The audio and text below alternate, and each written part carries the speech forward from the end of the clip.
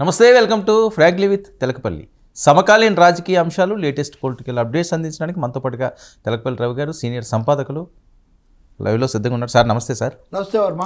Sir, deputy CM పదవిపై చిన్నబాబు first reaction, నాకేం పదవులు అవసరం లేదు, ఎవరైతే నిజమైన కార్యకర్తలు ఉన్నారో, కింది స్థాయి కార్యకర్తలు ఉన్నారో వాళ్ళకే పదవులు ఇస్తాము, చంద్రబాబు నాయుడు గారు ఏది చెబితే అది నేను చేస్తాను, కార్యకర్తలాగే పని చేస్తాను అని. మంచి కుమారుడు అంటే able son of a noble leader ఇట్లేదో అంటుంటారు కదా ఒకటి. కాబట్టి చంద్రబాబు నాయుడుకు చాలా ఏకైక పుత్రుడు, ఇష్టమైన పుత్రుడు, అలాగే తెలుగుదేశం పార్టీలో కూడా కీలకమైన నాయకుడు. కాబట్టి ఆయన ఇప్పుడు 2-3 సందర్భాల నేపథ్యంలో వ్యాఖ్యానం. ఆయన విశాఖపట్నానికి వెళ్ళింది ప్రాథమికంగా సాక్షి మీద తను వేసినటువంటి పరువు నష్టం కేసులో వాంగ్మూలం వేయటానికి. సో అసలు అకేషనే చాలా కీలకమైంది, అధికారికమైంది కాదు. అది అధికారికమైంది కాదని మా అమ్మ భువనేశ్వరి గారు ఇచ్చిన ప్రేరణతో నేను ఆఫీస్లో పడుకొని అక్కడి నుంచి వెళ్ళాను. ప్రభుత్వ కార్యక్రమంగా దీన్ని మార్చలేదు అని కూడా ఆయన చాలా ప్రత్యేకంగా స్పష్టంగా చెప్పడము, భువనేశ్వరి గారు ప్రస్తావించడం కూడా మనం చూస్తాం వీటన్నిటిలో. ఇది అయిన తర్వాత ఈ కేసులన్నీ ఉంటాయి, వీటి మీద నేను ఫైట్ చేస్తానని చెప్తూ ఇతర అంశాలన్నీ సహజంగా వచ్చాయి. అందులో 3-4 ముఖ్యమైనవి. విజయసాయిరెడ్డిది మళ్ళీ మనం విడిగా కూడా మాట్లాడవచ్చు, కానీ అదొకటి. ఎవరుంటారు ఆ పార్టీలో, అందరూ భార్య తల్లి చెల్లెలే దూరం అయిన తర్వాత ఎలా ఉంటారు అనేది ఈయన కామెంట్. అంతేకాకుండా జగన్మోహన్ రెడ్డి గారు పార్టీని అమ్మేస్తారని కూడా. అది కూడా అంటే ఇప్పుడు అదే కదా, వాళ్ళేమో పవన్ కళ్యాణ్ బీజేపీలో కలుపుతాడు అంటుంటే, లోకేష్కు బీజేపీతో బాగా కనెక్షన్ ఏర్పడింది, ఏదో ఒక దశలో అవసరం అయితే అవుతారు. ఇవన్నీ రాజకీయ పార్టీల మీద ఇలాంటి వ్యాఖ్యలు, వాటి అస్తిత్వాన్ని ప్రశ్నించడం అనేది ఇప్పుడున్న పరిస్థితిని సూచిస్తుంది. దాన్ని అలా పక్కన పెడితే మీరు అన్నది పదవి అంటే చాలా క్రమశిక్షణ కలిగి ఉన్నవాడిగా ఏ పదవి ఇస్తే నేను ఆ పదవి చేస్తాను అని. అంటే ఇక్కడ పదవులు నాకు అక్కర్లేదు. ఇప్పుడు మీరు పవన్ కళ్యాణ్ లేక మనం విడిగా చర్చిస్తాం. ఆయన పదవులు కీలకం కాదని ఆయన చెప్తారు, ఈయనేమో ఏ పదవి ఇస్తే నేను అది చేస్తానని చెప్పడం ద్వారా డిప్యూటీ ముఖ్యమంత్రి ఇవ్వాలి అని తన అభిమానులు లేదా పార్టీ వాళ్ళు కోరుతున్నటువంటి సమయంలో అది ఇస్తే అదైనా చేస్తాననేది దాంట్లో ఇంప్లాయిడ్. రెండో మాట మీరు చూస్తే, ఈ పార్టీ జాతీయ ప్రధాన కార్యదర్శిగా ఉండను, ఇప్పటికి 3 సార్ల నుంచి నేనే ఉన్నాను, కాబట్టి కొత్త వాళ్ళకి అవకాశం ఇవ్వాలని జాతీయ ప్రధాన కార్యదర్శిగా ఓ ప్రాంతీయ పార్టీలో పార్టీకి సంబంధించిన కీలక వ్యక్తులను తప్ప ఎవరంటే వాళ్ళను పెట్టరు. అప్పుడు ప్రత్యేకంగా లోకేష్ స్టేచర్ ఇవన్నీ పెరగడానికి అది పెట్టారు. ఇప్పుడు ఆయన నిజంగా ఉప ముఖ్యమంత్రి లేదా కాబోయే వర్కింగ్ ప్రెసిడెంట్ అయ్యేటైతే జాతీయ ప్రధాన కార్యదర్శి పదవి అక్కర్లేదు నిజంగా. జాతీయ అధ్యక్షుడు, రాష్ట్ర అధ్యక్షుడు. కాబట్టి ఖచ్చితంగా లోకేష్ మాటల్లో ఏంటంటే పరోక్షంగా పార్టీలో చాలా కాలం నుంచి, కాబట్టి అది కాకుండా ప్రభుత్వంలో బాధ్యతలు పెంచుకోవటము అన్నది దాంట్లో అంతర్గతంగా, అంటే తోసిపుచ్చలేదు, అంటే అది అక్కర్లేదు ఇది అక్కర్లేదు ఇలా కాకుండా ఏది ఇచ్చినా నేను చేస్తానని చెప్పడం ద్వారా లోకేష్కు ఏదో ప్రమోషన్ అయితే రాబోతుంది భారీగా. అది పార్టీకి వర్కింగ్ ప్రెసిడెంట్ని చేయటం లాంటిదా, లేదా ప్రభుత్వంలో మీరు చెప్పిన చాలామంది అడుగుతున్న ఉప ముఖ్యమంత్రి లాంటిది చేయటమా, అటువంటిది ఏదో జరుగుతుంది. నేను చాలాసార్లు చెప్తున్నట్టుగా ఎవరికి ఉద్దేశాలు ఎప్పుడు ఆపాదించలేదు నేను, కానీ ఏ కారణం లేకుండా ఈ చర్చ ఈ స్థాయిలో రాదు అనే విషయం మటుకు చాలా స్పష్టం. అది అచ్చెన్నాయుడుతో సహా మా భావి నాయకుడు లోకేషే. Time is up. లోకేష్కు ప్రమోషన్ ఇవ్వడానికి టైమ్ ఈజ్ అప్. రెండవది, ఇక్కడ ఈయనకు ప్రమోషనే కాకుండా పవన్ కళ్యాణ్ యొక్క ప్రొజెక్షన్ను కొంచెం బ్యాలెన్స్ చేయడానికి, న్యూట్రలైజ్ చేయడానికి కూడా లోకేష్ను మనం కొంచెం చేయాలి అన్నదానికి బహుశా ఇది ఆయన మాట్లాడిన తీరు దానికి ప్రతిస్పందనగానే ఉంది. లోకేష్ మాట్లాడింది అంటే వినయంగా జాగ్రత్తగా మాట్లాడినప్పటికీ బాబు గారు ఏదైనా పదవి ఇచ్చే అవకాశం ఉంది అంటే, ఇప్పుడు ఉదాహరణకు ఇప్పుడు రాకుండా పదవులు చాలు బాబు గారు ఎందుకు ఇస్తే ఇట్లాంటివి మాట్లాడలేదు ఆయన. ఈ డెంట్ రూల్ అవుట్ ఎనీథింగ్, దేన్ని తోసిపుచ్చుతూ మాట్లాడలేదు, ఓపెన్ ఎండెడ్.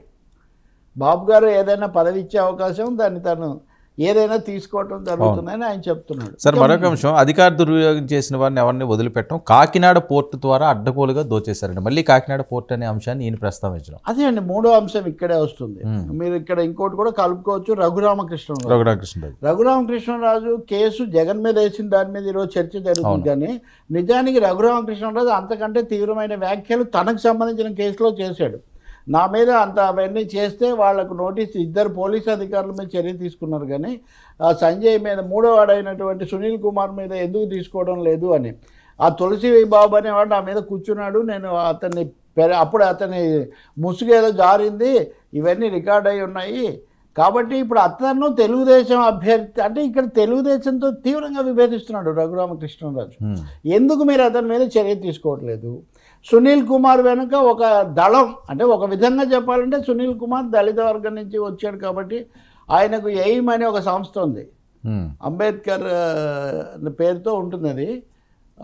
అందుకని దానికోసం మీరు చేస్తున్నారా? అది ఉంది కాబట్టి నా మీద చర్య తీసుకోరని ఆయన అంటున్నాడు. అదే నిజం చేస్తారా మీరు? రెండో తులసి బాబుకు తెలుగుదేశం ఎమ్మెల్యేగా ఉన్నటువంటి అతని పేరు వెనిగల రాంబాబు అనుకుంటా.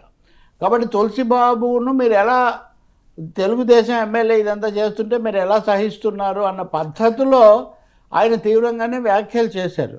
ఇంకా మూడోది, ఆమె గుంటూరు ఆసుపత్రి సూపరింటెండెంట్ ఆమె ప్రభావితమా, ఆమె ఏదైనా ఉంటే ఇక్కడ వాంగ్మూలం ఇవ్వాలి, కానీ విదేశాల పలాయనములు అయితే కనబడకుండా పోవడం ఏంటని ఆమె మీద కూడా వ్యాఖ్యలు చేశారు. అంటే తన కేసులో తనను హింసించిన లేదా తనను బాధ పెట్టిన వాళ్ళ మీద ప్రభుత్వం గట్టిగా వ్యవహరించడం లేదు అనే ఒక అసంతృప్తి ఆయన చాలా తీవ్రంగా రఘురామకృష్ణరాజు వ్యక్తం చేశారు. అదే సమయంలో పర్వాలేదు ఇప్పుడు జరుగుతున్న తీరు పర్వాలేదు అనే ఒక మాట అంటూనే ఇవన్నీ కూడా మాట్లాడారు. కాబట్టి ఇప్పుడు తెలుగుదేశం వీటికి నిజానికి జవాబు చెప్పాలి. ఎందుకంటే వాళ్ళని తగ్గించారా కావాలని, దీనికి జవాబు మీరు లోకేష్ దగ్గర తీసుకుంటారు. లోకేష్ మాటలు రఘురామకృష్ణరాజు వ్యాఖ్యలకు జవాబు లాంటివి. అందుకోసమే చెప్పాడా, ఎందుకోసం చెప్పాడా? రెడ్ బుక్, ఇంకోటి రోజాకు కూడా జవాబు అది.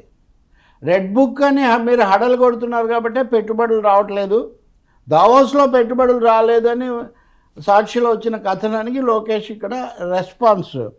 ఇక్కడ ఒక విషయం అయితే ఒప్పుకోవాలి, అది రేవంత్ రెడ్డి అయినా చంద్రబాబు నాయుడు అయినా అంతకుముందు కేటీఆర్ అయినా వీళ్ళంతా దావోస్ను కొంచెం శృతి మించి ఆకాశానికి ఎత్తారు. అది వరకు దావోస్లో ఏదో వండర్ జరుగుతుంది, దావోస్ నుంచి ఏదో తీసుకొస్తామని. దావోస్ నేను మీకు చెప్పాను, ప్రభుత్వాల అధినేతలు కార్పొరేట్ అధినేతలు భుజాలు రాసుకొని పరస్పర అంశాలు చర్చించుకునే ఒక వేదిక మాత్రమే. అక్కడేం పెట్టుబడులు ఏం తేలవు. అక్కడ డబ్బులు కడితే వర్మ కూడా వెళ్ళి అక్కడ మాట్లాడవచ్చు, లేదా ఇంకో విధంగా కూడా. కాబట్టి దాన్నే అంతకుముందు ఎక్కువ ప్రొజెక్ట్ చేసింది వీళ్ళే. దాన్నే వీళ్ళు ఇప్పుడు అవతల వాళ్ళు నెగిటివ్గా చెప్పేసరికి అక్కడ చర్చలు జరుగుతాయి కానీ ఒప్పందాలు ఏం కుదరవు. ఆర్సెల్ని పెట్టాలి లేదా అక్కడ ఏమైనా మేము చర్చించామా? ఉదాహరణకు అక్కడ 1,00,000 కోట్లు పెట్టుబడి వస్తున్నా అక్కడ అందులో లేదు కదా అది, ఇవన్నీ చెప్తున్నాడు లోకేష్. అంటే కొంచెం ఆయన ప్రభుత్వాన్ని డిఫెండ్ చేయడానికి గట్టిగా ఒక ప్రయత్నం ఆయన చేశారు. ఆ సమయంలోనే ఈ అంశాన్ని కూడా తీసుకొచ్చారు. ఏమని, రెడ్ బుక్ వల్ల రావడం లేదంటున్నారు మీరు. రెడ్ బుక్లో నేను చట్టాన్ని ఉల్లంఘించిన వాళ్ళకి శిక్ష పడుతుందని చేశాను, కానీ ఇది మేము ఎస్టాబ్లిష్ చేయాలి. అవును, ఎస్టాబ్లిష్ చేయడానికి సమయం పడుతుంది. ఊరికనే జస్ట్ లైక్ దట్ మేము ఎవరినంటే వాళ్ళను లోపల వేయలేము అంటే. ఖచ్చితంగా చెప్పాలంటే ఆయన రెండు చెప్తున్నాడు. ఇష్టానుసారం మేము ఏదో చేయబోతున్నామని అధికార వర్గం కానీ ఇంకొకరు కానీ మరీ ఎక్కువగా భయపడక్కర్లేదు, మేము దాన్ని ఎస్టాబ్లిష్ చేసిన తర్వాతే చేస్తాము అని అనే మాట కూడా. అంటే వాళ్ళకు సమాధానం, వీళ్ళకు ఒక విధంగా భరోసా ఇవ్వడానికి లోకేష్ ప్రభుత్వంలో కీలక వ్యక్తిగా ఇవన్నీ చెప్పాడు అని మనం భావించాల్సి. అందులోనే కాకినాడ పోర్ట్ కూడా. కాకినాడ పోర్ట్ అంటే మళ్ళీ సాయిరెడ్డి, దీనికి సంబంధించి విజయసాయిరెడ్డికి అది ఒక కీలకమైన అంశం. అందుకనే మీరు గమనిస్తే కనుక Varma, Chandrababu Naidu more and more visions, dreams, వాటి గురించిన గ్రాండ్ ప్లాన్స్ చెప్పడానికి ఎక్కువగా ఆయన సమయాన్ని కేటాయిస్తున్నారు మీడియాను కలవటంలో. లోకేష్ ప్రభుత్వానికి సంబంధించిన నిర్ణయాత్మకమైన కీలకమైన ఆచరణ చర్యలు లోకేష్ ప్రకటిస్తున్నాడు ఇటీవల మీరు చాలా కాలంగా చూస్తుంటే. అందుకనే మీడియా కానీ పొలిటికల్ సర్కిల్స్ కానీ లోకేష్ వాయిస్ ఎక్కువగా తీసుకుంటున్నాయి ఇప్పుడు.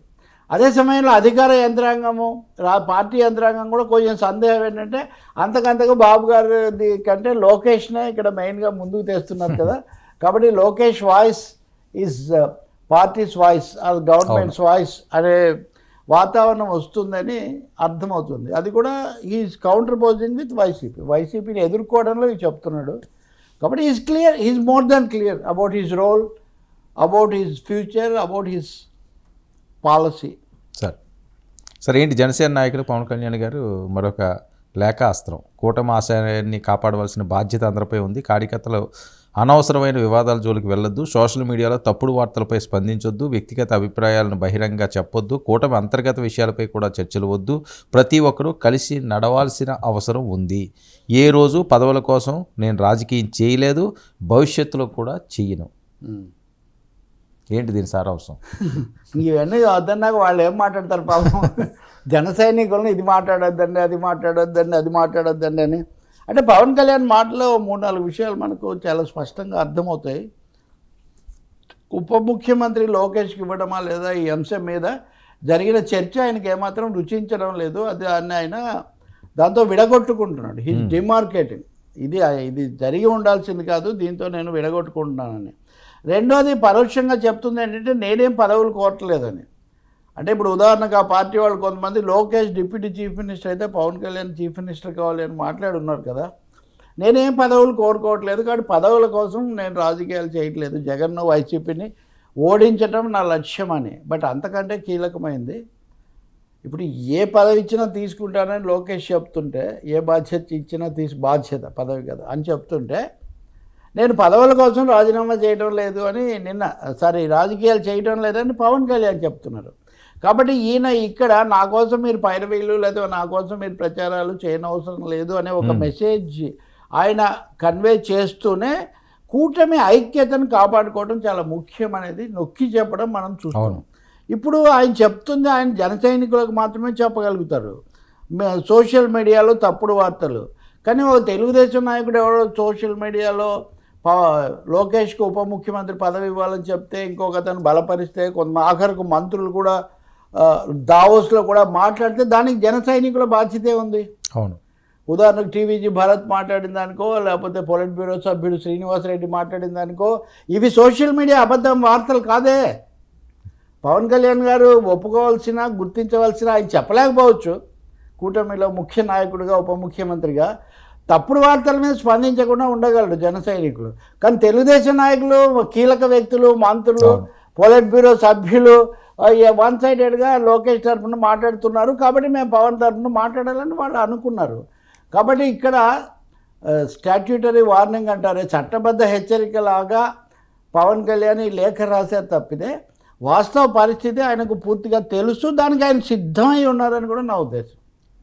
అంటే తెలుగుదేశం పార్టీ లోకేష్కు భారీ ప్రమోషన్ ఇవ్వాలని వాళ్ళు నిర్ణయించుకుంటే మనం దాని గురించి ఏం కంగారు పడాల్సిన అవసరం లేదు, మనం ఐక్యత కాపాడుకోవడం ముఖ్యం అనే ఒక సందేశాన్ని కూడా ఆయన ఇక్కడ ఇస్తున్నాడు. ఎందుకంటే నేనేం పదవుల గురించి అంటే కనీసం ఈ టర్మ్లో మొన్నటి ఎన్నికల్లో మన లక్ష్యం జగన్ ఓడించటం, అందుకు చేసాం, ఐఎమ్ కంఫర్టబుల్, ఇంకా మీరు లేనిపోయిన వివాదాలు పెట్టుకోకండి అని ఆయన చెప్తున్నాడు. సో ఇన్ వే చాలా కీలకమైన సమయంలో ఆయన వ్యాఖ్య చేస్తున్నాడని కూడా మనం గుర్తించాలి. భవిష్యత్తులో కూడా చేయనని, ఇప్పటి సంగతే కాదు భవిష్యత్తులో కూడా చెయ్యనని.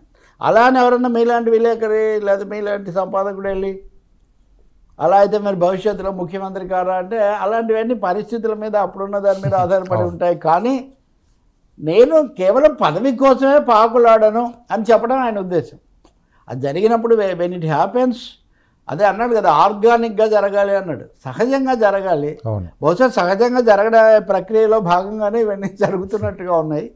కాబట్టి మనం ఆసక్తికరమైన అంటే ఒకటైతే నిజం వర్మ, నాయకులు మౌనంగా ఉండే పరిస్థితి పోయింది ఆంధ్రప్రదేశ్లో. ఏపీ రాజకీయాల్లో ముఖ్యంగా పాలక ఎన్డీఏలో కీలక నాయకులైన చంద్రబాబు అయినా లోకేష్ అయినా పవన్ అయినా ఇంకా సైలెంట్గా ఉండే పరిస్థితి లేదు. ఏదో ఒకటి చెప్పి తమ శ్రేణులను తమ క్యాడర్లను లీడర్లను కొంచెం సర్దుబాటు చేయాల్సిన, సంతృప్తిపరచాల్సిన సమయం ఆసన్నమైంది. అదే మనకు వీటన్నిటిలో చెప్తుంది. ఇప్పటికీ చెప్పని విషయాలు ఉన్నాయి. ఉదాహరణకు చాలామంది ముచ్చటపడి చిరంజీవి గారిని బీజేపీ రాజ్యసభకు పంపిస్తుంది అని చెప్తున్నారు. రాజ్యసభ ఏంటి సార్, రాష్ట్రపతి చేశారు.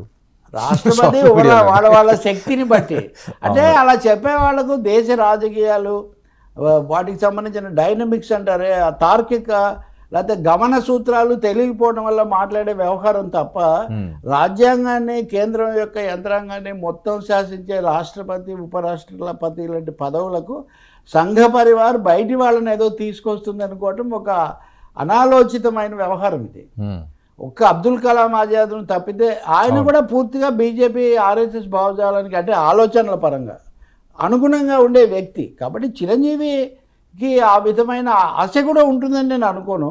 చిరంజీవి రాజ్యసభ సభ్యుడు కావాలంటే జగన్మోహన్ రెడ్డి దగ్గర ఎప్పుడూ అయి ఉండేవాడు, ఇండిపెండెంట్గా కూడా అయి ఉండేవాడు. ఈ మాట ఒకసారి వచ్చింది కూడా మా మధ్యలో వచ్చినప్పుడు నేను అప్పటికే చెప్పా, ఏదో జగన్ రాజ్యసభకు పంపుతున్నాడని అదే పనిగా స్టోరీస్ ఏం రావడం లేదు, అది నిజం కాదని నేను కామెంట్ చేసిన తర్వాత నిజమే ఇది. ఎందుకంటే రాజకీయాలు వద్దని, పదవులు వద్దని వచ్చిన వ్యక్తి ఆయన పదవులు వదులుకొని పెద్దరికంగా ఉంటూ అందరికీ అందుబాటులో ఉంటూ అలా ఉండాలని అనుకున్నాడు. ఏదైనా నామినేటెడ్ అయితే వెళ్తాడేమో కానీ చిరంజీవి రాష్ట్రపతి నామినేట్ చేస్తే చేయొచ్చు, because is a super star, Padma Vibhushan దాకా వెళ్ళిన వ్యక్తి కాబట్టి.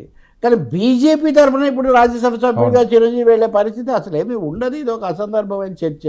దాన్ని ఖండించడానికి కూడా అందుకే పవన్ కళ్యాణ్ నేను అనడంలో ఇది చిరంజీవికి కూడా వర్తిస్తుంది.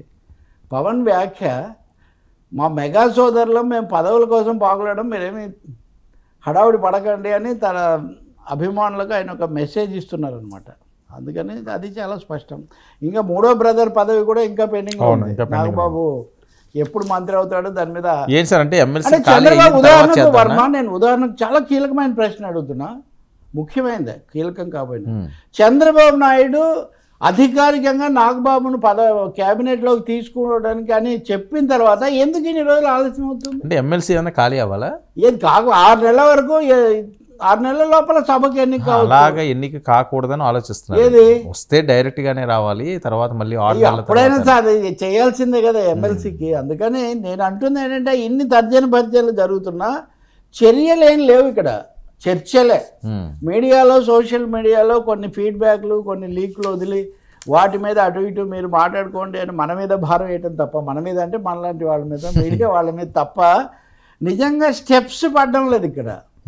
ఎందుకు పడడం లేదు? దానికి సంబంధించిన తర్జన భర్జనలు లేవా అని సందేహం కలుగుతుంది. లోకేష్ కూడా అంత కోర్టు దగ్గర అన్ని ముఖ్యమైన వ్యాఖ్యలు చేశారంటే, పవన్ లేఖే రాశాడంటే, పవన్ కళ్యాణ్ లేఖలు అంత సులభంగా రాయడు. ఆయన ఒక మెసేజ్ ఇవ్వడం చాలా తక్కువ, ఉపన్యాసాల్లో ఆవేశంగా చెప్పేది తప్ప వ్యక్తిగత అభిప్రాయాలు బహిరంగంగా చెప్పొద్దు.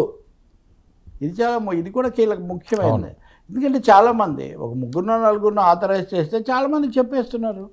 బహుశా ఇది అందరికీ వర్తిస్తుంది సార్. సో నన్ను మీరేం పైకి లేపక్కర్లేదు అని కూడా ఆయన చెప్తున్నాడు. అవును, అది కొంత ఆత్మవిశ్వాసం, కొంత వ్యూహం, కొంతేమో సర్దుబాటు, జాగ్రత్త పడడం, ఇవన్నీ కనిపిస్తున్నాయి ఇక్కడ సార్. ఇటు సుప్రీంకోర్టులో వైఎస్ జగన్మోహన్ రెడ్డి గారికి ఉరట. రఘురామకృష్ణరాజు దాఖలు చేసిన పిటిషన్ డిస్మిస్. జగన్పై ఉన్న కేసులన్నీ బదిలీ చేయాలని కోరుతూ పిటిషన్, జగన్ బెయిల్ రద్దు చేయాలని వేసిన పిటిషన్ ఉపసంహరణ. దీన్ని ఎలా చూడాలి సార్? అంటే నిజంగా ఇది గతసారి కూడా నేను చెప్పాను, రఘురామకృష్ణరాజు జగన్మోహన్ రెడ్డి మీద మాత్రమే ఆరోపణలు లేకపోతే విమర్శ అయితే వేరే విషయం. ఆయన న్యాయస్థానాల మీద, సిబిఐ మీద కూడా ఒక విధంగా అపనమ్మకం వ్యక్తం చేసిన తర్వాత సుప్రీంకోర్టు వేరే విధంగా వ్యవహరించే అవకాశమే లేదు. నేను మొన్న కూడా మీతో అన్నాను, తెలంగాణ హైకోర్టు నుంచి ఎందుకు బదిలీ చేయాలి అంటే తెలంగాణ హైకోర్టు మీద నమ్మకం లేదని. హైకోర్టు కూడా రాజ్యాంగ న్యాయస్థానం అండి, రాజ్యాంగ న్యాయస్థానం. సుప్రీంకోర్టు ఎంతో, హైకోర్టు అంతే. కొన్ని విషయాల్లో దేశంలో ఇతర హైకోర్టులో కూడా చూసే అధికారం ఒక్కటి తప్ప మిగిలినవన్నీ హైకోర్టుకు కూడా ఉన్నాయి. సుప్రీంకోర్టుకు ఉన్న చాలా అధికారాలు లేదా రాజ్యాంగంలో 2-3 సెక్షన్స్ కింద ఉన్నవి తప్ప. అందువల్ల ఇప్పుడు సుప్రీంకోర్టు కనుక దీన్ని బదిలీ చేయటము అంటే నిష్కారణంగా తెలంగాణ హైకోర్టును శంకించినట్టు అవుతుంది. వాళ్ళు ఆ పని చేయరు రాజ్యాంగ రీత్యా. దాంట్లో ఉన్న సమస్యలు ఇప్పుడు కొన్నిసార్లు వస్తుంటాయి. తమిళనాడులో జయలలిత కేసును కర్ణాటకకు బదిలీ చేశారు గతంలో. ఎందుకు? కింద న్యాయస్థానాల్లో కొన్ని ఒడిదుడుకులు జరగడము, కొంతమంది ఇదిగా మాట్లాడడం, ఇట్లాంటివి జరిగాయి. కాబట్టి తెలంగాణ హైకోర్టులో అటువంటివి ఏమీ జరగలేదే. కాబట్టి ఎందుకు మారుస్తారు? సిబిఐ ఇప్పుడు ఈ కేసు 3 దశలుగా మొన్న కూడా వాళ్ళు తీసుకున్నప్పుడు కేసులు ఇంత ఆలస్యం ఎందుకు అవుతున్నాయి, దీని మీద మీరు మాకు రిపోర్ట్ సమర్పించండి అని సిబిఐని అడిగారు. సిబిఐ, ఈడీ తమ నివేదికలు తాము ఇచ్చారు. మేము ప్రయత్నం చేస్తున్నా, వాళ్ళు డిశ్చార్జ్ పిటిషన్లు ఇవన్నీ వేయటం వల్ల ఆలస్యం అవుతుందని. రాజ్యాంగ రీత్యా కానీ న్యాయశాస్త్ర రీత్యా కానీ డిశ్చార్జ్ పిటిషన్లు వేయకుండా ఆపగలిగి ఆపలేదా? ఓకే, కోర్టులు ఆపగలిగి ఆపలేదా? ప్రతి వాళ్ళు ఏదో ఇప్పుడు ఉదాహరణకు ఇదే రోజు తెలంగాణ ట్యాపింగ్ కేసులో వాళ్ళకి బెయిల్ ఇచ్చింది సుప్రీంకోర్టు. కాబట్టి ఆరోపణ ఎంత తీవ్రమైందైనా ఆధారాలు ఏమున్నా ఒక ప్రక్రియ, న్యాయ ప్రక్రియ అనేది. ఇందులో హడావుడి పడి ఇది ఎందుకు జరగలేదు, లేదా ఆయన మంచివాడు కాదని నాకు తెలుసు, ఈయన అవినీతి పడ్డాడు నాకు తెలుసు, వాటిని బట్టి న్యాయస్థానాలు వెళ్ళవు కదా. సో సుప్రీంకోర్టు నిజం చెప్పాలంటే ఇదివరకే నిరాకరించారు తెలంగాణ హైకోర్టు నుంచి బదిలీ చేయడానికి. మళ్ళీ వేశారు ఏమని, తెలంగాణ హైకోర్టు నుంచి బదిలీకి మీరు నిరాకరించాక కూడా మేము ఇప్పుడు చెప్తున్నాము దీన్ని వేగవంతం చేయాలి, వేగవంతం చేయడానికి ఉత్తర్వులు ఇవ్వండి అని. ఈరోజు జస్టిస్ నాగరత్న, జస్టిస్ శర్మ వాళ్ళతో కూడినటువంటి దీంట్లో చాలా నా ముందు హైకోర్టు సుప్రీంకోర్టు ప్రధాన న్యాయమూర్తి దగ్గర ఉండేది. ఆ తర్వాత జస్టిస్ సంజీవ్ ఖన్నా ఆయన తప్పుకున్న తర్వాత, సంజయ్ ఖన్నా తప్పుకున్న తర్వాత ఇది 3వ ధర్మాసనం. ఇది సుప్రీంకోర్టులో విచారిస్తున్నదే ఇది 3వ ధర్మాసనం. ఎంత జాగ్రత్తగా వాళ్ళు చేస్తున్నారు. కాబట్టి ఇలాంటి సమయంలో వాళ్ళు ఏమన్నారంటే ఓకే మాకు ఇచ్చింది సిబిఐ వాళ్ళ అభిప్రాయాలు మాకు వచ్చాయి, ఈడీ అభిప్రాయాలు మాకు వచ్చాయి. ఇవన్నీ వచ్చిన తర్వాత జగన్ బెయిల్ రద్దు చేయటం కానీ జగన్ కేసులను బదిలీ చేయటం కానీ అవసరమని మేము భావించటం లేదు అని వాళ్ళు స్పష్టంగా చెప్పారు. అంటే ఇది ఒక విధంగా జగన్కు సంతోషం కలిగించే వ్యవహారమే. అంటే జగన్ ఏదో దీని అంతటిని తారుమారు చేసేస్తున్నాడు అన్న అభియోగాన్ని కానీ, లేదా న్యాయ వ్యవస్థ సిబిఐ ఆయనతో కుమ్మక్కాయ అన్న అభియోగాన్ని కానీ సుప్రీంకోర్టు తోసిపుచ్చింది. తర్వాత రఘురామకృష్ణరాజు విషయంలో అసలు మీకు ఏమీ దీంట్లో అని కూడా గతసారి వాళ్ళు వ్యాఖ్యానించారు. ఆ విషయం అలా ఉంచి దీన్ని మేము డిస్మిస్ చేస్తాము, చేయమంటారా అంటే లేదు మేమే వెనక్కు తీసుకుంటాం అన్నారు. కాబట్టి ఇక్కడ దాన్ని డిస్మిస్ కూడా కాదు, డిస్మిస్ అవ్వకుండా చట్టం ఏదో లీగల్గా కాపాడుకోవడానికి వీళ్ళు కేసు వెనక్కు తీసుకున్నాడు. As good as or as bad as అది డిస్మిస్సలే. దీన్ని బట్టి మనం ఒక విషయం తెలుసుకోవాలి, చంద్రబాబుని జైల్లోనే పెట్టాలని జగన్మోహన్ రెడ్డి ఉత్సాహపడినా, లేదా జగన్మోహన్ రెడ్డి మీద కేసుల్లో చాలాసార్లు మన మిత్రులు హెడ్డింగ్లు పెడుతుంటారు కదా, నేడే జైలుకు తప్పదు ఎదురు చూస్తున్నా. ఇవన్నీ చట్టం అనేది ఒక దాని ప్రకారం చేసిపోతుంది. చట్టము కోర్టుల మీద కూడా విమర్శలు ఆరోపణలు ఉండొచ్చు, అది వేరే విషయం. కానీ నేరుగా కోర్టులోకి వెళ్ళి మాకు హైకోర్టు మీద నమ్మకం లేదు అని చెప్తే సుప్రీంకోర్టు దాన్ని ఒప్పుకుంటే నిజంగా అది చాలా తీవ్రమైన విషయం. ట్రయల్ కోర్టు వాళ్ళు ఏమన్నారంటే ట్రయల్ కోర్టు కింది కోర్టుల వ్యవహారాల్లో మేము జోక్యం చేసుకోదలుచుకోలేదు, తెలంగాణ హైకోర్టు పర్యవేక్షిస్తుంది, వాళ్ళని చూసుకొనివ్వండి అన్నారు. కాబట్టి ఇప్పుడు అందుకే వైసీపీ మీడియా వాళ్ళు వెంటనే రఘురామరాజుకి ఎదురు దెబ్బ షాక్ అని వాళ్ళు వెంటనే హెడ్డింగ్లు పెట్టారు. సో కొన్ని రోజులు అటు షాకు, కొన్ని రోజులు ఇటు షాకు, మధ్యలో మనం వీక్ అంతే. సరే, విజయసాయిరెడ్డి ఎఫెక్ట్ వైసీపీపై ఎలా ఉండబోతుందని చెప్పి గత 2-3 రోజులు పెట్టి జరుగుతున్నది. జగన్కి విజయసాయిరెడ్డి రాజీనామాలు కష్టాల పాలు చేయనున్నాయా అని ఒక పక్క అంటే, విజయసాయిరెడ్డి అప్రూవర్గా మారిపోయారు, సాయిరెడ్డికి బీజేపీ అండదండలు పూర్తి స్థాయిలో ఉన్నాయి అని చెప్పి వైసీపీ నేతలే కొంతమంది విజయసాయిరెడ్డి మీద మాట్లాడింది. గంధి శ్రీనివాస్ లాంటి వాళ్ళు అయితే మరింత ముందుకెళ్ళి మీరు ఒక్కడే కాదు, మీరు ఒక్కడే వ్యవసాయం సరిగ్గా చేయలేరు, మీకు టీం ఉండాలి కదా, సజ్జల గారిని అలాగే జగన్మోహన్ రెడ్డి గారిని వీళ్ళందరినీ తీసుకెళ్ళి వ్యవసాయం చేయమని ఆయన మాట్లాడి, ఏంటి సార్ ఇంత వ్యతిరేకత, ఒక్క ఓటమి? అంటే 2 విషయాలు. విజయసాయిరెడ్డి గురించి నేను మీతో ముందు చెప్పాను, తర్వాత ఆ రోజు కూడా నేను చెప్పాను. జగన్కు తెలిసే రాజీనామా చేస్తున్నాడు, తెలియకుండా ఇదేదో షాక్ కాదు. ఎందుకంటే మళ్ళీ అప్పటికే హెడ్డింగ్లు షాక్, లండన్లో ఉండగా రాజీనామా, ఇది లండన్ కూడా ఫోన్ లైన్లు ఉంటాయి, అదేం పెద్ద సమస్య కాదు, ముందు కూడా తెలుసు. ఇక్కడ 2 నిజమే వర్మ, ఒకటే నిజం కాదు. విజయసాయిరెడ్డితో సహా చాలామంది లెఫ్టినెంట్స్, కుడి భుజాలు, సేనానులు నిష్క్రమిస్తున్నమాట నిజం, అందులో సందేహం ఏం లేదు. కానీ దాంతోనే వైసీపీ భవిష్యత్తు తలకిందులైపోతుందో అది చెప్పడం చాలా కష్టం. ఎందుకంటే అంతకంతకు మన ప్రాంతీయ పార్టీలు నాయకుడు లీడర్ సెంట్రిక్గాను వాళ్ళకుండే ఏమనాలి పార్టీని నడిపించే వాళ్ళ వనరులు, ఆర్థిక వనరులు, అంగబలం, అర్థబలం వాటి మీద ఆధారపడి ఉంటాయి. ఇప్పుడు చంద్రబాబు నాయుడు కూడా బయట ఉన్నప్పుడు ఎంతమంది చివరి వరకు కేసీఆర్ని వదిలిపెట్టి ఇప్పుడు రేవంత్లో చేరిన వాళ్ళు, అది రేవంత్తో ఉన్నవాళ్ళు, అంతకుముందు చంద్రబాబుతో ఉన్నవాళ్ళే కేసీఆర్తో ఉన్నారు, కేసీఆర్తో ఉన్నవాళ్ళే ఇప్పుడు రేవంత్తో ఉన్నారు. మీరు అదే పరిస్థితి ఎంతో కొంత చంద్రబాబు, జగన్, లేకపోతే బొత్స లాంటి వాళ్ళందరూ అంతకుముందు ఎక్కడ ఉన్నారు, మళ్ళీ ఏం జరుగుతుంది మనకు తెలియదు. కానీ విజయసాయిరెడ్డి రాజీనామా చేసి రాజ్యసభకు రాజీనామా చేసిన వ్యాఖ్యలు మటుకు చాలా స్పష్టంగా ఉన్నాయి. ఆయన చాలా క్లారిటీతో రాజీనామా చేసేది. అది ఆ క్లారిటీ జగన్కు కూడా ఉంది. జగన్తో ఆయన చాలా రోజులుగా గుడ్ లుక్స్లో లేడు. ఆ తారక రత్న ఘటన ఆ జరిగినప్పటి నుంచి కూడా చంద్రబాబుకు జగన్ దగ్గర విజయసాయి దగ్గరగా వెళ్ళటం అన్నది జగన్ సందేహించడం ప్రారంభించారు. ఎవరో నాతో అంటున్నారు ఆఖరికి మన విజయసాయి నాకు వయసు అయిపోయింది ఇంకా అని కూడా ఆయన మామూలు మీడియా ముందే వ్యాఖ్యానించారు.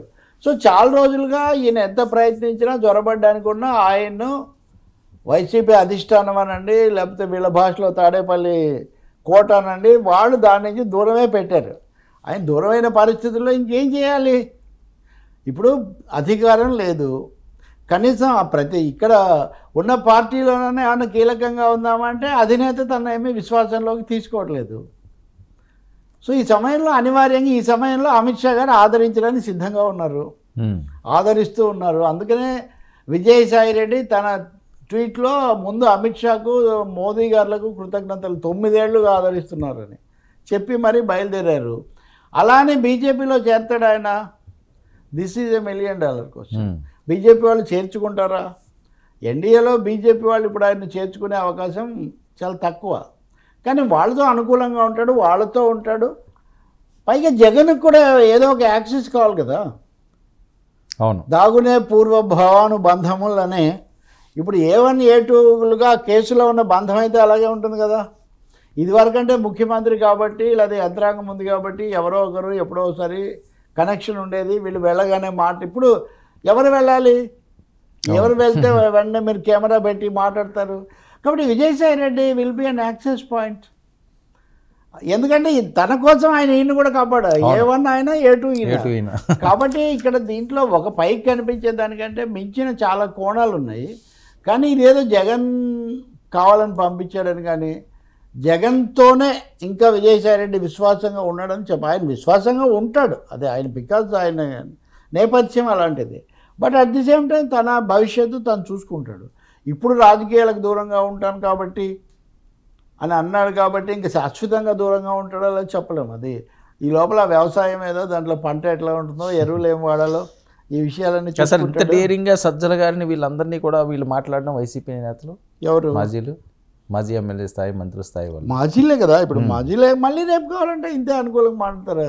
నంది శ్రీనివాస్ అలా ముఖ్యమైన చోట ఉన్నటువంటి వ్యక్తే కదా. ఆయన పార్టీ మారాడు. పైగా ఈయన విజయసాయి రెడ్డి పవన్ కళ్యాణ్కి చాలా సన్నిహితంగా ఉన్నానని అన్నారు అందరూ. ఆయన కూడా చెప్పుకున్నాడు. జనసేనలో కూడా జాయిన్ అయ్యే ఛాన్స్ ఉంటుంది సార్. అసలు అంటే ఆయన కొంతకాలం సమయం పాటిస్తారండి. వెంటనే ఇది రాగానే దీంట్లో ఏదో పెడతారు కదా పక్కన కొన్ని రోజులు స్టెరిలైజేషన్ కోసం. అలాంటి ఒక స్టెరిలైజేషన్ సెక్షన్లో ఆయన ఉంటాడు. అది మామూలే. విమానం దిగిన తర్వాత ఒక 2-3 రోజులు పెట్టడం ఇట్లాంటివి. ఈ సమయంలో ఫోన్లు ఏం వాడకుండా ఉండాలని ఏం లేదు కదా, లేకపోతే పార్టీలకు వెళ్ళకూడదని ఏం లేదు కదా. సో ఆయన వీటన్నిటిని అంచనాలు వేసుకుంటాడు. ఇంకా మూడో విషయం, వెంటనే కొంతమంది వివేకానంద రెడ్డి హత్య గురించో ఇంకొక దాని గురించో గతంలో దానికంటే భిన్నంగా చెప్పేసి మొత్తం సంచలనం. అంటే వీళ్ళందరూ ఏమంత చిన్నపిల్లలు కాదు, ఎక్కడ ఎప్పుడు ఎంత మాట్లాడాలో తెలుసు. రెండవది, నేను పెట్టిన పరువు నష్టం కేసులన్నీ అలాగే ఉంటాయని మీడియా మీద కూడా తీవ్ర స్థాయిలో ఆయన చేసిన వ్యాఖ్యలన్నీ అన్నీ చేశాడు. ఇక్కడ తెలుగుదేశం పార్టీని ఆయన ఎరకాటంలో పెట్టాడు. నిజం చెప్పాలంటే బీజేపీ జనసేన మౌనం, కొంతవరకు మౌనం అర్ధాంగీకారం అన్నట్టుగా దాన్ని కొంచెం ఆహ్వానిస్తున్నట్టుగా మాట్లాడు, ఇంక్లూడింగ్ రఘురామకృష్ణరాజు. ఆయన రాజీనామా అన్న మరుక్షణం నుంచి వీళ్ళు సాఫ్ట్ వాయిస్తో మాట్లాడుతున్నారు. తెలుగుదేశం పార్టీ ఒకరోజు కనీసం ఒక 10-12 గంటలు తన వ్యూహాన్ని నిర్ణయించుకోవడానికి కొంచెం తటపటాయించింది, కొంచెం తప్పిపోయింది. ఎందుకు అంటే బీజేపీకి దగ్గరగా ఉండే మనిషి మీద తిట్టిపోసేసి అంతా చేస్తే అదొక సమస్య. రెండవది, ఈయన ఏమంటాడని మీరు చూడండి, ఇప్పుడు తెలుగుదేశం వాళ్ళు తీవ్రంగానే దాడి చేస్తున్నారు. అవును, ఏది ఇంక మీకు గుణపాఠం వస్తుంది, అది వస్తుంది, ఒకరి తర్వాత ఒకరు ఇవన్నీ. అయోధ్య రామిరెడ్డి దీని తర్వాత వచ్చేస్తారు, ఇంకా అందులో ఎవరికి పెద్ద సందేహం లేదు. రాజ్యసభలో వైసీపీకి చివరికి ఎంతమంది మిగులుతారు అనేది ఒక పెద్ద ప్రశ్నే. మీరు అన్న దాంట్లో రాజ్యసభ సభ్యత్వం ఆధారంగా కేంద్రంలో చక్రం తిప్పగలను అనుకున్న జగన్ ఆలోచన మటుకు తలకిందులై, అందులో డౌట్ ఏం లేదు. ఎందుకంటే మొదటి 2 మాసాలు మీరు చూస్తే మేమిద్దరం ఒకటే పార్లమెంట్లో, తెలుగుదేశంకి ఎంత ఉందో మాకు కూడా అంతే ఉంది అని కూడా ఈ విజయసాయి రెడ్డి చెప్పాడు. ఇక్కడ ఇంకో ప్రశ్న కూడా వస్తుంది, విజయసాయి రెడ్డి ఎందుకు అన్ని బూతులు తిట్టాడు మరి బయటకు వచ్చేవాడు విశ్వాసం లేనివాడు అంటే జగన్ కళ్ళలో సంతోషం కోసమే. జగన్ను సంతోషపెడితే తిడితే జగన్కు సంతోషం కలుగుతుందేమో, కొంచెం తన మీద విశ్వాసం పెరుగుతుందేమో అని ఆయన ఒక ట్రయల్ వేసాడు. అది జరగలేదు. తను ఎంత తిట్టినా తను చెడ్డ అవుతున్నాడు, కానీ జగన్ ఏమీ తనను దీంట్లోకి తీసుకోవట్లేదు. సో ఇలాంటి పరిస్థితుల్లో ఇంక ఇక్కడ ఉండటం కూడా వృధా అనే దాంతో బయటకు వచ్చాడు. మూడోది కేసులు, అది కాకినాడదా ఇంకోటే, వీటిలో ఇక్కడ ఏమేమి అస్త్రాలు ప్రయోగించారో మనకు తెలియదు. సో వెనక్కి ఇచ్చేస్తున్నారు కదా. ఇంకా ఇది పవన్ కళ్యాణ్కి విజయమే ఆ మేరకు. ఇప్పుడు విజయసాయితో సాన్నిహిత్యం అది వరకు ఉంది. నాగబాబు కూడా ఒకసారి చెప్పాడు కదా మాకు ఉందని. కాకినాడ కేసు దీని అంతట్లో చొరవ ప్రధానంగా పవన్ కళ్యాణ్ది. అవును. ఇప్పుడు ఆ సీపోర్ట్ యాజమాన్యం అది తిరిగి మళ్ళీ ఆ షేర్లు అవి తిరిగి కేవీ రావుకి ఇచ్చేసారనుకోండి, ఇద్దరు కార్పొరేట్ లేదు, అది అలా ఉంచుదాం. అది తప్పకుండా Janasena Pawan Kalyan seize the ship అని సీజ్ విజయసాయి రెడ్డి అనేంతవరకు జయప్రదం అయ్యాడు కదా పవన్ కళ్యాణ్. తర్వాత ఎలా ఇముడ్చుకుంటారు, ఏం జరుగుతుంది, యూ హ్యావ్ టు సీ. కానీ తమకు తెలియకుండా మాజీ వైసీపీ నాయకులతో బీజేపీ ఒక కొత్త ఫ్రంట్ ఏర్పాటు చేస్తుంది అన్నది మటుకు తెలుగుదేశం పార్టీకి ఇబ్బంది కలిగించే అంశం. దేశంలో ప్రాంతీయ పార్టీలు 3 రకాలైనవి ఉన్నాయి. ఒకటి బీజేపీతో ముందు నుంచి కలిసి ఉన్న పార్టీలు, బీజేపీతో ఎప్పుడు కలవని పార్టీలు, ఊగిసలాడుతో బీజేపీతో కలుస్తూ కలవకుండా వైసీపీ టీడీపీ లాంటివి. జరిగిందేంటి, బీజేపీతో కలవకుండా దూరంగా ఉన్నామన్న అన్నాడీఎంకే వైసీపీ ఇట్లాంటి పార్టీలు అన్నీ దెబ్బతినిపోయినాయి. నవీన్ పట్నాయక్, బీజేడీ. కాబట్టి ఈ పరిస్థితుల్లో తెలుగుదేశం తన వైఖరి తాను నిర్ణయించుకోలేకపోతుంది. కానీ బీజేపీతో పెట్టుకుంటే దెబ్బతీస్తారు అన్నదే ఒక ఆందోళన వాళ్ళకి చాలా ఎక్కువగా ఉంది. సో ఇప్పుడు విజయసాయి రెడ్డే కాదు, ఇంకా కొంతమంది ఉన్నారు ఇలాంటి వాళ్ళు. ఏం జరుగుతుందో have to see. Okay sir, ఏంటి కేంద్రం ప్రకటించిన పద్మ అవార్డులు, ఎంతో ప్రతిష్టాత్మకంగా ప్రకటించే అవార్డులపై పలు రాష్ట్రాలు చాలా నిరసనలు వ్యక్తం చేస్తున్నాయి. 139 అవార్డులు ప్రకటించింది. తెలంగాణ కనీసం 5 పురస్కారాలు కూడా రాలేదని రేవంత్ అనడం. పద్మ పురస్కారాల్లో తెలంగాణకు అన్యాయం జరిగింది ప్రభుత్వం ప్రతిపాదించిన గద్దర్, చుక్కా రామయ్య, అందెశ్రీ, గోరటి వెంకన్న, జయదీర్ ప్యానల్ని కేంద్రం పరిగణలోకి తీసుకోలేదు. పద్మ పురస్కారాల్లో తెలంగాణకు అవమానం జరిగిందంటున్నాడు ఆయన. మరోవైపు పద్మ అవార్డులపై తమిళనాడులో కూడా అన్యాయం జరిగిందని చెప్పి స్టాలిన్ మాట్లాడు. ఏంటి పద్మ అవార్డులు అంశం? అది తర్వాత మాట్లాడదాం. అంటే బండి ఇప్పుడు అది నిజంగా బీజేపీ వచ్చిన తర్వాత ప్రతిదీ అలా జరుగుతుందండి. అది భారతరత్న అవార్డుల దగ్గర నుంచి మొదలైంది. ఉదాహరణకు సావర్కర్కి ఇంకా ఇవ్వలేదు, కానీ మిగిలిన వాళ్ళంతా సంఘ పరివార భావజాలం ఉన్నవాళ్ళు, కొంతవరకు సర్దుకుంటారనేవాళ్ళు, వీళ్ళందరికీ వాళ్ళు ఇస్తున్నారు. కానీ అనేక మంది అర్హులైన వాళ్ళకి ఇవ్వలేకపోతున్నారు. ఇప్పుడు బాలకృష్ణకి ఇచ్చారనుకోండి పద్మభూషణ్, ఎవరు అందరూ సంతోషిస్తారు. బాలకృష్ణకి ఇస్తే బాలయ్య బాబు మిగతా ఎట్లా ఉన్నా అని. కానీ ఎన్టీఆర్కి ఎందుకు ఇవ్వలేదు? ఇది బీజేపీ ఉన్నప్పుడే కాదు, కాంగ్రెస్ ఉన్నప్పుడు ఉంది, బీజేపీ ఉన్నప్పుడు అన్నిట్లాగా ఇది కూడా క్లైమాక్స్కి వచ్చింది. ఎన్టీఆర్కు పద్మశ్రీతో ఆగిపోతే బాలకృష్ణ పద్మభూషణ్. ఈ తెలుగు వాళ్ళకి దీని మీద ఎవ్వరు ఏమి విశ్లేషణ, ఎవ్వరేం వ్యాఖ్యానం చేయడం లేదు. అంటే ఏ కారణం వల్ల ఎన్టీఆర్కు రాలేదో ఆ కారణం వల్ల బాలకృష్ణకు వచ్చింది. ఇంకా భారతరత్న కాసేపు పక్కన పెట్టడానికి అది కూడా ఉంది, భారతరత్న సమస్య కూడా ఉంది. భారతరత్న వాళ్ళకు పూర్తిగా వాళ్ళ భావజాలం ఇవన్నీ తేల్చుకోకుండా అది ఇవ్వడం వాళ్ళకి ఇష్టం లేదు. బాలకృష్ణ ఈజ్ ఎక్స్పెక్టెడ్ అనే అభిప్రాయం అందరిలో ఉంది. అందులో ఇంకా పైగా చిరంజీవికి ఇచ్చారు. ఆ చిరంజీవికి ఇచ్చిన రోజు నుంచి అదొక ఇదిగా ఉంది. చిరంజీవి కంటే వీళ్ళు కొంచెం వయసులో అటు ఇటు అయినా ఒక బ్యాచ్ లాగా 5 హీరోలు పంచపాండవులు లాగా అన్నట్టు వీళ్ళు వస్తూ వచ్చారు. కాబట్టి చిరంజీవికి ఇచ్చిన తర్వాత బీజేపీ ప్రభుత్వం ఇప్పుడున్న పరిస్థితుల్లో మోడీ కొనసాగాలంటే తెలుగుదేశాన్ని సంతృప్తిపరచాలి. మీరు ఇంకోటి కూడా గమనించండి, ఈసారి అధికారంలోకి వచ్చాక చంద్రబాబు నాయుడు ఎన్టీఆర్ను, బాలకృష్ణను యాక్టర్స్గా ఎక్కువగా ప్రొజెక్ట్ చేస్తున్నారు. More as actors. రామారావు ఆయన పాత్ర, ఆయన శత జయంతి చాలా ఘనంగా జరపడం, ఛానల్ పెట్టడం, ఉత్సవాలు చేయటం, ఇవన్నీ. అంటే రామారావు గారు మోరర్లెస్ తెలుగుదేశం వ్యవస్థాపకుడు కమ్ మహానటుడు అన్నది ప్రధానంగా ఉండాలి తప్ప ఆ పరంపర అలా కొనసాగడం అన్నది ఆగిపోతుంది. బాలకృష్ణకి ఇవ్వడం అనేది తప్పకుండా నటుడుగా ఇవ్వటమే కేంద్రం ఆ విషయం స్పష్టం చేసింది. 3 సార్లు శాసనసభ్యుడు, దీర్ఘకాలం ఉన్నాడు, లేకపోతే క్యాన్సర్ ఆసుపత్రి చైర్మన్గా ఉన్నాడు, రకరకాల సేవా రంగంలో కూడా ఇవ్వచ్చు. ఇప్పుడు బాలకృష్ణకి ఇవ్వదలుచుకుంటే అన్నీ కల్పించామని కూడా కానీ అలా అనలేదు వాళ్ళు యాక్టర్గా కళారంగంలోనే మేము ఇచ్చామంటున్నారు.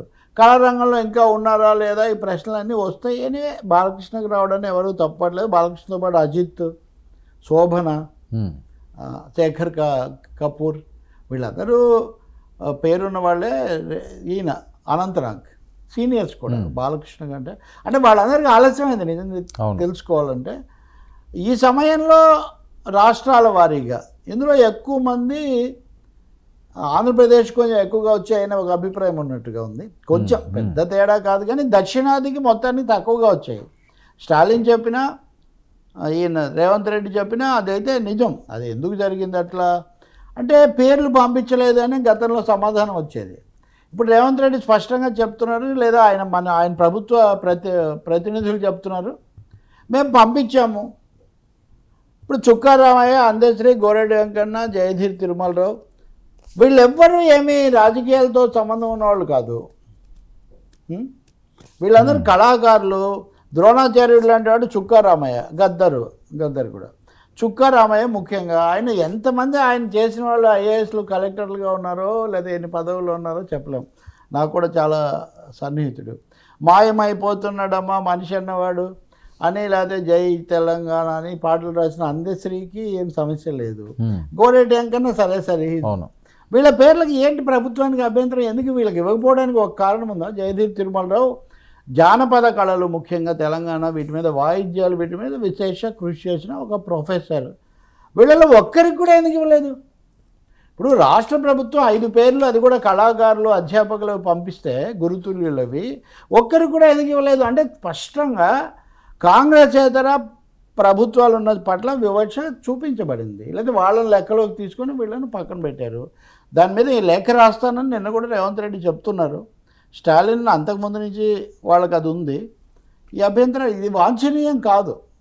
అందరి గౌరవంతో, అభిమానంతో కళాకారులు, రచయితలు రావాల్సిన చోట తమ ఛాయిస్ని బట్టి తీసుకోవటం. ఇప్పుడు ఎంజీఆర్కి ఇస్తారు, శివాజీ గణేశన్కి ఇవ్వరు. నాగేశ్వరరావు అంటే నాకు ఇష్టమే, అది సమస్య ఏం లేదు. నాగేశ్వరరావు గారికి అక్కడి దాకా తీసిపోయారు.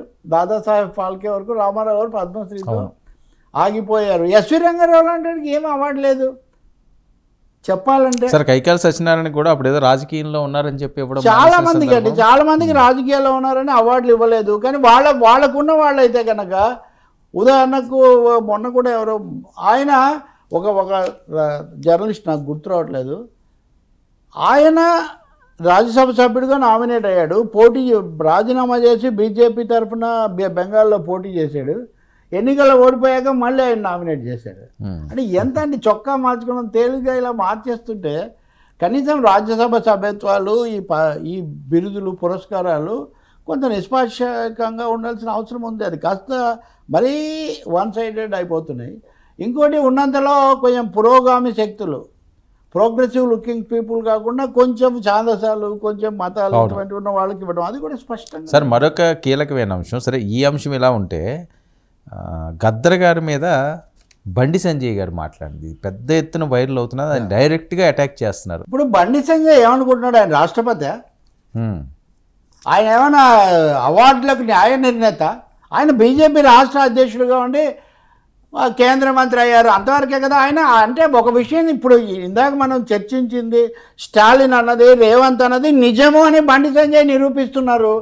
మాకేం సంబంధం, వాళ్ళు ఏం నిర్ణయం తీసుకున్నారు అని చెప్తే వేరే విషయం నేను అర్థం చేసుకుంటా. గద్దర్కి ఇవ్వచ్చో లేదో ఈయన ఎలా చెప్తాడండి, నాకు అర్థం కాదు. బండి వెనక బండి గట్టి 16 బండ్లు గట్టి, ఏ బండ్లు అయిపోతావు కొడకో నైజాము సర్కారు. వాడ పాట పాడిన గద్దర్ కంటే ఎన్ని పాటలు పాడాలి? పోరు తెలంగాణమా, కోట్లాది ప్రాణమా, వీటన్నిటితో జనం ఇన్స్పైర్ అయ్యారా లేదా? అమరవీరులు చనిపోయినప్పుడు అమరవీరుల దగ్గర గద్దర్ పాటలు పాడాడు, నిజమే. లాల్ సలాం లాల్ సలాం లాల్ సలాం సలాం ఆయన రూపొందించిన ఈ పాట చాలా ఫేమస్. అయితే ఎన్కౌంటర్లలో చనిపోయిన వాళ్ళ దగ్గరికి వెళ్ళి పాట పాడాడు కాబట్టి గద్దరే చంపాడని బండి సంజయ్ ఆధారాలు ఏమైనా చూపిస్తాడా? గద్దర్ ఎంతమందిని చంపాడని చెప్తున్నాడు, ఒక్కరు చూపించమనండి. నిజమే, ఇతర పార్టీల వాళ్ళు అనేక మంది పదవుల్లో ఉన్నవాళ్ళు, కొంతమంది వామపక్షాల వాళ్ళు కూడా నక్సలైట్లు, మావోయిస్టుల చేతిలో చనిపోయి ఉండొచ్చు. మరి అలా అయితే గుజరాత్లో మారణకాండ జరగలేదా? అందులో కేసులు పెట్టి వీళ్ళని విచారించలేదా? అంత మాత్రాన్ని వాళ్ళందరినీ మీరు పక్కన పెట్టారా? ఏమైనా అర్థం ఉందండి? గద్దర్ను కళాకారుడుగా చూడకుండా హంతకుడుగా చిత్రించడానికి కేంద్ర మంత్రికి ఏం అధికారం ఉంది? ఎవరన్నా అన్నారా ఇంతవరకు గద్దరు ఎంతమందిని చంపారు, నక్సల్ భావజాలం ఉన్న వాళ్లకు ఇవ్వడం అంటే ఎంతమంది మాజీ నక్సలైట్లను మీ పార్టీలో చేర్చుకోలేదు చూపించాలంటే? మాజీ నక్సలైట్లు అన్ని పార్టీల్లో ఉన్నారు ఇప్పుడు పునరావాసం పొంది. కాబట్టి బండి సంజయ్ నిజంగా పూర్తిగా శృతి మించి గతి తప్పి మాట్లాడారు. ఇంకా అందులో సందేహమేం లేదు. కనీసం చనిపోయిన వ్యక్తులను never speak ill of the dead అంటారు, కీర్తిశేషుల గురించి తప్పుగా మాట్లాడుతాను. అట్లాంటిది గద్దర్ భావజాలం అంటే భావజాలాన్ని పట్టిస్తారా? భారతదేశానికి, సమాజానికి, కళలకు చేసిన సేవను పట్టిస్తారా? ఖచ్చితంగా బండి సంజయ్ చెప్తున్నారు, బీజేపీ భావజాలం ఉంటేనే మేము అవార్డులు ఇస్తాము, మా భావజాలానికి వ్యతిరేకం కాబట్టి మేము ఇవ్వము అని ఆయన చెప్తున్నారు. దీన్ని ఒప్పుకోగలుగుతామా? పైగా ఆ ఆవేశానికి దానికి ఇంకేం హద్దు లేదండి. ఒక విషయం మీద కాదు, ఈరోజు పోతున్న ఆయన ఇంకోటి కూడా మాట్లాడుతున్నారు. ఏం మాట్లాడుతున్నారు? కేంద్ర పథకాలకు మేము డబ్బులు ఇస్తే మీరు ఇందిరమ్మ ఇళ్ళని పేరు పెట్టుకుంటే పెట్టుకున్నారు, మీ ఇష్టం. మీరు ఇందిరమ్మ ఇళ్ళని పేరు పెట్టుకుంటారో ఒసామా బిన్ లాడెన్ పేరు పెట్టుకుంటారో మీ ఇష్టం అని. ఇందిరమ్మ ఒసామా బిన్ లాడెన్లకు ఏమైనా పోలిక ఉందండి? దేశ ప్రధానమంత్రిగా పనిచేసి హత్యకు గురైనటువంటి ఒకే ఒక ప్రధాని ఇంతవరకు భారతదేశ ప్రపంచమే ఇందిరాగాంధీని ఒసామా బిన్ లాడెన్తో పోలుస్తాడు ఈయన. అంటే కేంద్ర మంత్రిగా ఉంటే అసలు ఏది పడితే అది మాట్లాడొచ్చని ఈయన కనుక భావిస్తే ఇది చాలా చాలా పొరపాటు. మరి ఆ పార్టీ దీంతో విడగొట్టుకుంటున్నారు. రెండోది కేంద్ర మంత్రులే అవార్డు గ్రహీతలను నిర్ణయిస్తారు అన్నది బండి సంజయ్ గారు ఎప్పుడు ఎక్కడ తేల్చారు? కేంద్ర మంత్రులు నిర్ణయించారు. దానికి ఏదో ఒక కమిటీ ఉంటుంది, రాష్ట్రపతి ఆమోదం కూడా వచ్చిన తర్వాత అవి బయటికి వస్తాయి. అందువల్ల ఏ పేరు పడితే ఆ పేరు పంపితే ఇవ్వరు. అంటే మీరు అడిగిన పేర్లే పంపాలా? ఏ పేరు పడితే ఆ పేరు పంపితే ఇవ్వరు అంటే ముందుగా మీ అనుమతి తీసుకొని కేంద్రము ఎండార్స్ చేసిన ఆమోదించిన జాబితానే రాష్ట్ర ప్రభుత్వాలు పంపితే ఇంకా ముఖ్యమంత్రులు ఎందుకు, శాసనసభలు ఎందుకు, ఫెడరల్ విధానం ఎందుకు? అంటే ఏ మాట అయితే ఇప్పుడు జమిలి ఎన్నికలు, అది కూడా ఇప్పుడు వాస్తవంగా మనం మాట్లాడవచ్చు. జమిలి ఎన్నికలు అన్నీ కేంద్రమే చేయాలి, ఒకే దేశం, ఒకే రేషన్, ఒకే పరీక్ష, ఒకే కార్డు, ఒకే పార్టీ, ఒకే మతం, ఒకే మోడీ అంటున్నారు. ఇప్పుడు అదే అంటున్నాడు ఆయన. మీరు ఏ పేరు పడితే ఆ పేరు పంపించాం, మాకు నచ్చితే ఇస్తామని. బీజేపీకి నచ్చితేనే మేము అవార్డులు ఇస్తాము, గద్దర్ లాంటి వాళ్ళని కూడా కళాకారులుగా కాకుండా హంతకులుగా మేము పరిగణిస్తామని ఆయన కనుక భావిస్తే అంతకంటే దారుణం ఇంకోటి లేదు. అది రాజ్యాంగ విరుద్ధం, రాజకీయంగా పెద్ద తప్పిదం అది. అలా అనుకుంటే కూడా అందేశ్రీ, గోరెడ్డి వెంకయ్య, చుక్కారాములు, జయధీర్, తిరుమలరావు లాంటి వాళ్ళకి ఇవ్వకపోవడానికి ఏం కారణం లేదు. గతంలో అవార్డులు తిప్పికొట్టారని కూడా నేను బండి సంజయ్ గుర్తు చేసి, ఈ అవార్డులు ఏం పెద్ద అంత అవార్డుల కోసం ఇక్కడ ఎవరు పాకులాడరు. అవార్డులు వస్తే వాటి కోసం, లేకపోతే గర్వ అవార్డు వాపసీ కార్యక్రమం కూడా జరిగింది ఈ దేశంలో ఇలాంటి దానివల్ల. కాబట్టి బండి సంజయ్ కొంచెం ఆవేశము, లేకపోతే ఈ దురావేశం, మామూలు ఆవేశం, దురావేశం తగ్గించుకోవడం చాలా చాలా మంచిది. ఆయన వ్యాఖ్యలకు కేంద్రం కూడా వివరణ ఇవ్వాల్సి ఉంటుంది. అంటే పేర్లు రాష్ట్రాలు అడిగి పంపించాలి, ఫలానా భావజాలం ఉంటేనే మేము ఇస్తాము, ప్రతిభకు కాదు, సేవకు కాదు, భావజాలానికి. అలా అయితే మందాకృష్ణ మాదిగా బీజేపీ భావజాలమా? సోషల్ మీడియా అది మందాకృష్ణ నాకు మంచి మిత్రుడు, మొన్న కూడా ఏదో పెళ్ళిలో కలిసి, ఆయన నేనేం అంటలేదు. అంటే ఇప్పుడు అవార్డులు వచ్చిన వాళ్ళందరూ బీజేపీ భావజాలం ఉన్నవాళ్ళని ఒప్పుకోవాలా? ఏం మాట్లాడుతున్నాండి ఆయన కనీసం బాధ్యతారహితంగా? ఏదో చూడాలి, కొన్నిసార్లు ఇస్తాము, ఇవ్వలేము, ఏదో చెప్పడం వేరు, కానీ ఇష్టాన్ని అంటే ఇంకా అద్దు ఆపు లేదనమాట. మిగతా వాళ్ళు కూడా తెలంగాణలో ఇతర పార్టీలు కూడా కాంగ్రెస్ అఫైర్గా దీన్ని చూడడానికి వీల్లేదు. కేంద్ర రాష్ట్ర సంబంధాలు, దేశం యొక్క కళారంగం, వీటికి సంబంధించిన గౌరవం, దాన్ని దృష్టిలో పెట్టుకొని దీని మీద స్పందించాల్సిన అవసరం ఉంది. చూద్దాం మరి ఏం జరుగుతుందో. సార్ కమ్యూనిస్టులకి ఇక్కడే రాష్ట్రపతి కూడా ఒకటి చెప్తాను మీకు.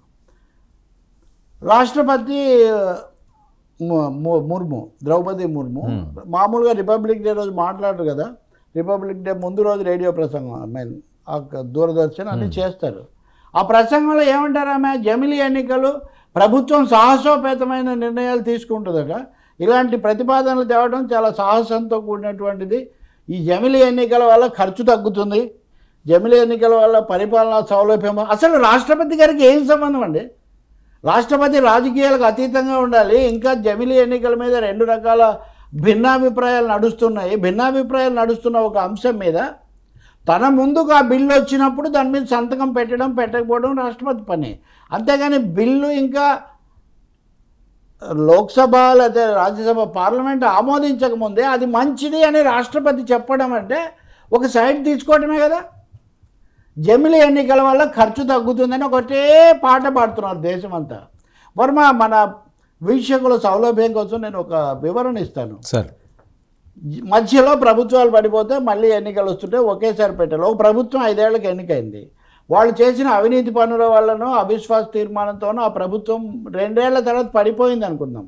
ఇప్పుడు 2 ఏళ్ల తర్వాత పడిపోతే వీళ్ళు తెస్తున్న జమిలీ బిల్లు ప్రకారం 3 ఏళ్లకే ఎన్నికలు జరుగుతాయి. 3 ఏళ్ల తర్వాత మళ్ళీ ఎన్నిక. అంటే ఒక ఎన్నిక స్థానంలో 3 ఎన్నికలు జరుగుతాయి ఇప్పుడు. ఇది ఖర్చు తగ్గుతుందా పెరుగుతుందా? అసలు 5 ఏళ్ళ ఒక సభకు గరిష్ట కాల పరిమితి 5 ఏళ్ళు అని చెప్తూ ఉంటే కొత్తగా ఎన్నికయ్యే సభను 3 ఏళ్లకు మటుగా ఎన్నిక తగ్గించేటటువంటి అధికారం రాజ్యాంగం ఎక్కడైనా ఇస్తుందా? ఒక్క ఎన్నిక పోయేది ఏది ముక్కు ఎక్కడ ఉందంటే ఇలా తిప్పి చూపించినట్టు ఇప్పుడు ఒక ఎన్నిక, 2 ఏళ్ల తర్వాత పడిపోయినందుకు ఒక ఎన్నిక, దీన్ని 3 ఏళ్ల పదవీ కాలం మాత్రం అంటే ఉప ఎన్నికలు అప్పుడు కదా అట్లా. ఇది ఎక్కడ తలలో ఇది ఖర్చు తగ్గించదు, ఖర్చు విపరీతంగా పెంచేటటువంటి ఒక పని. ఖర్చే కాదు, రాజకీయ అవినీతి కూడా పెంచుతుంది. ఎందుకంటే ఏదో ఒక విధంగా ఒకే ఎన్నిక తేదీ వరకు దీన్ని కొనసాగించడం కోసం ప్రభుత్వాన్ని ఎవరో ఒకరు మాయ చేయటం, ఇంకా ఫిరాయింపులు, చాలా అంశాలు ఉన్నాయి. అవన్నీ ఒక ఎత్తు అయితే అసలు రాష్ట్రపతి గారు రాజకీయ రంగంలో వివాదాస్పదంగా ఉన్న అంశం మీద మాట్లాడవచ్చున్నా సార్. అసలు బీజేపీ వాళ్ళు రామ్నాథ్ కోవింద్ను పెట్టారు కమిటీకి. మాజీ రాష్ట్రపతులు కూడా రాజకీయాల్లోకి రాకూడదు.